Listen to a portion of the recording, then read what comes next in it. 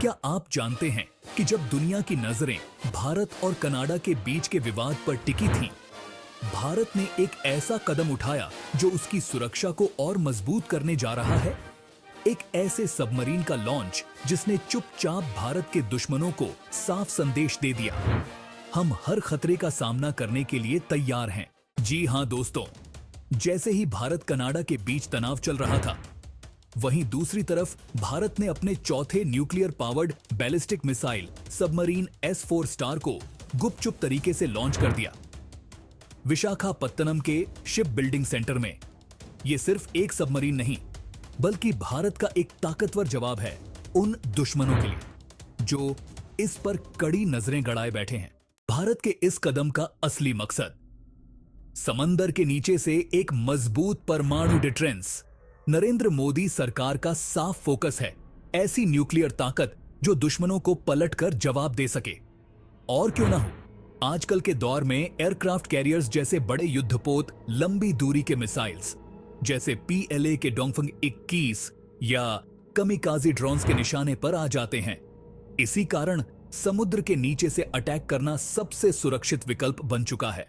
S4 star की launching इस पूरी स्ट्रेटजी का हिस्सा है। INS अरिहंत की सफल तैनाती के बाद ये नया सबमरीन S4 स्टार भारत के परमाणु बैलिस्टिक मिसाइल सबमरीन का हिस्सा बन गया है, जो लगभग 75% स्वदेशी है।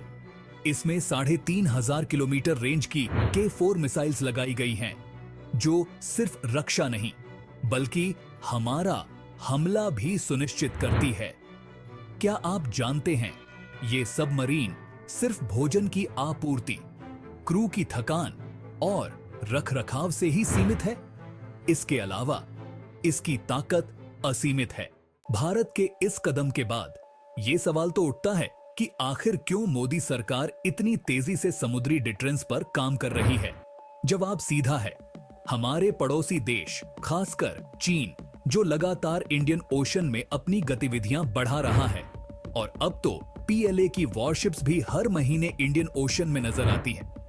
इसीलिए भारत ने सिर्फ S4 स्टार ही नहीं, बल्कि कलवरी क्लास की छठी सबमरीन INS वागी को भी दिसंबर में तैनात करने का प्लान किया है। प्रधानमंत्री नरेंद्र मोदी ने खुद इसकी कमान अपने हाथों में ली है, जब हाल ही में उन्होंने कैबिनेट कमेटी ऑन सिक्योरिटी में एक नई परमाणु हमला करने वाली सबमरीन के निर्माण को मंजूरी दी। इससे साफ है कि भारत समुद्र से किसी भी अटैक को डिफेंड करने के लिए अब पूरी तरह तैयार है। दोस्तों, इसका असर सिर्फ भारत तक सीमित नहीं रहेगा। ये एक स्ट्रेटेजिक मैसेज है बाकी दुनिया के लिए भी कि भारत की समुद्री ताकत अब किसी भी चुनौती से निपटने के लिए तैयार है, और इससे भारत का इंडो पैसिफिक में दबदबा और बढ़ेगा। तो इसका असली असर क्या होगा? भारत का ये कदम चीन को कड़ा संदेश देगा कि समुद्र के रास्ते कोई खतरा नहीं है जिससे भारत निपट नहीं सकता।